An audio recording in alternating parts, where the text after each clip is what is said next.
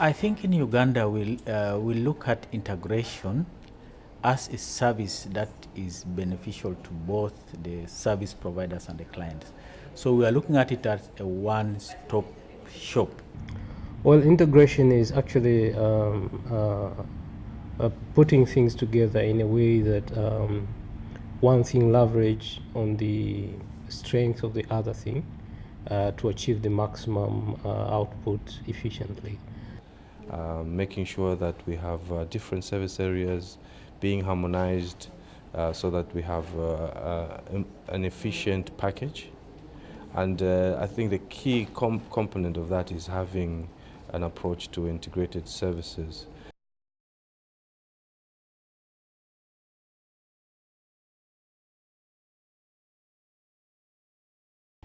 I think in Uganda, our starting point was really at the policy level. We had to develop what we call the SRH HIV integration strategy. And we actually, the Minister of Health identified a person, a focal point, to take charge of integration. So we had an officer recruited and stationed in Minister of Health, Reproductive Health Division. And his role was really to coordinate the development and the finalization of this SRH HIV integration strategy, ensuring that it's disseminated and also to monitor the implementation of this strategy. So it was at the policy level. A lot of healthcare providers needed to build their capacity, because if they are to offer 3 kinds of services, they need to have the skills and the know-how of how to offer those services. I would like to start from the program level.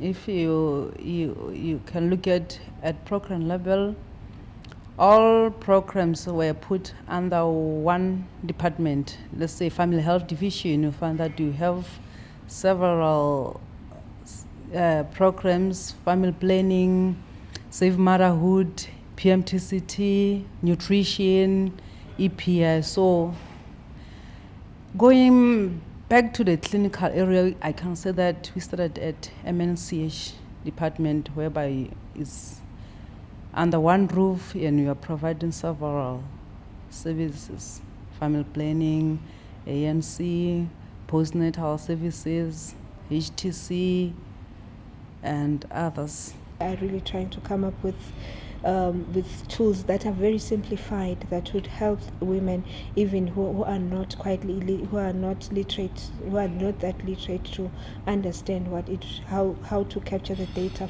for themselves.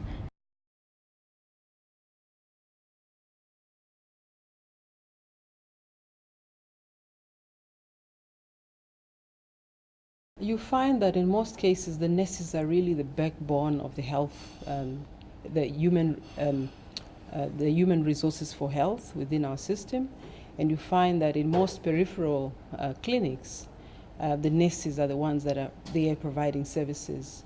The medical officers are usually found at hospital level, and therefore we've capacitated these nurses with some training to be able to provide comprehensive HIV services. And we've developed some training curriculum which is integrated HIV, SRH with family planning, with nutrition, infant and young feeding, TB, HIV. It's a robust integrated training curriculum that capacitates these nurses to be able to provide those comprehensive services. The focus is on midwives. We have a few specialized nurses who have been trained to provide specific HIV services, but we have seen that because of the number of patients that we have that need these services, we have to diversify and include more cadres into the whole process.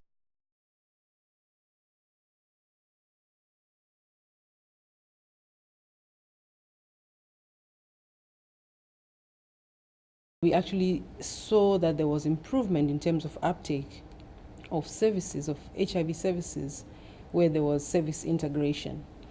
And the children, the very young ones, under 5 years, were also being offered pediatric ART services within those ANC settings. And in those settings, you can actually see that more children were able to access treatment.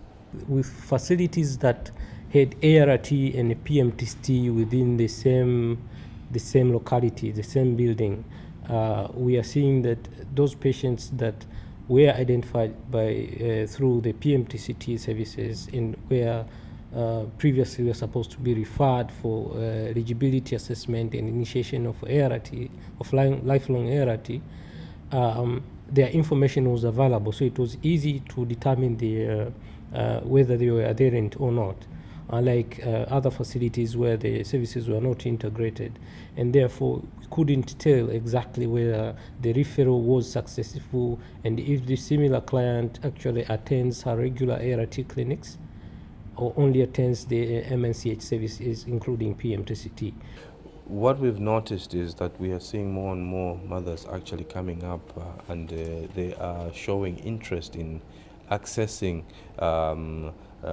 food treatment, which is something that was not initially thought would be very easy to do, because most of these women are actually asymptomatic. They don't have any major health problems. They may be HIV infected, but they don't have any health problems.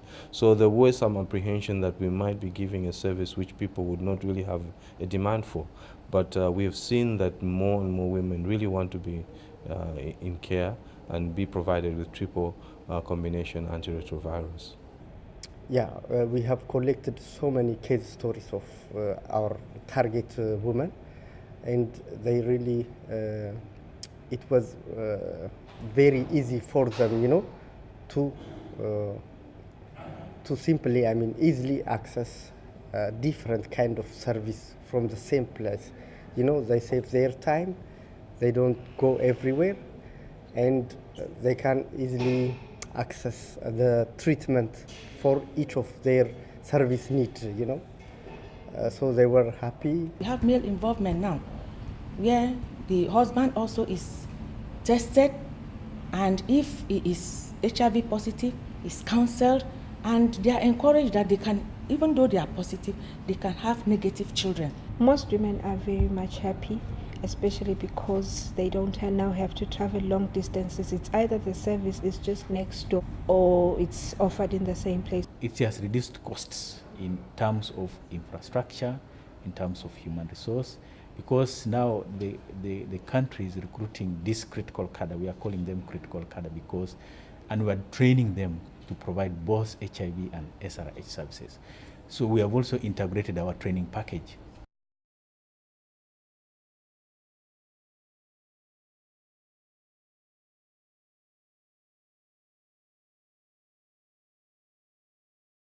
Staff retention is a major one. You know, you need to train a person in a comprehensive way to be able to provide the key services. And within 6 months, the person is transferred to another unit or is moved out of the facility. So it means you have to quickly arrange another training session for the new person. It has been a key challenge for us. And also the logistic flow, supply chain management.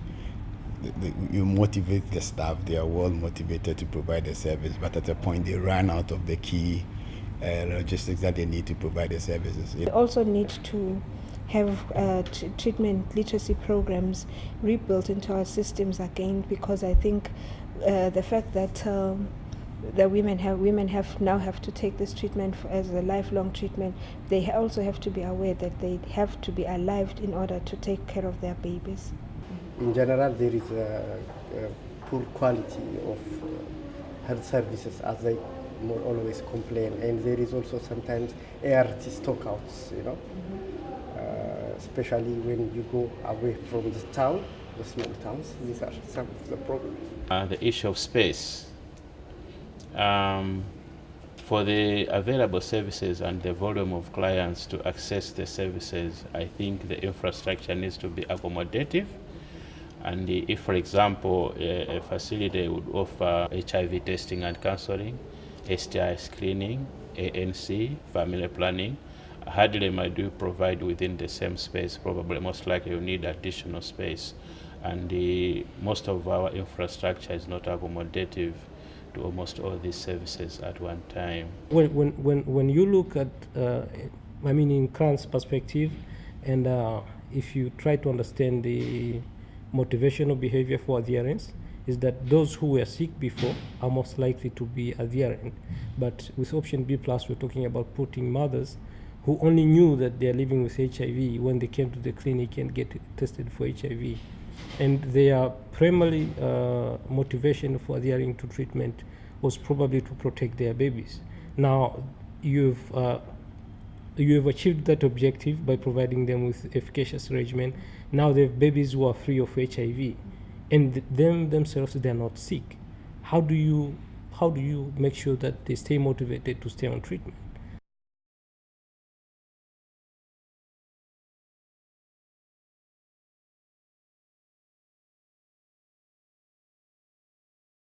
So it's not a one-off thing that you go and train and initiate and then you come back. You need to put a mechanism of how you can go and see what's happening, provide the necessary support, supervision and mentorship, and then things should be able to move. But also be able to capture that data, because if you are not able to have tools that capture that data, then there will be a missing link between the actual implementation and the reports that you are receiving. There should be strong guidelines, and it should start at the top with clear guidelines that will help the bottom to work. That is very good for the client. It limits the client's movement from one facility, one point to the other. Once they know they can receive the service at one facility, it enhances the ability to seek the services, because as they sit in, they discuss issues and share information among themselves.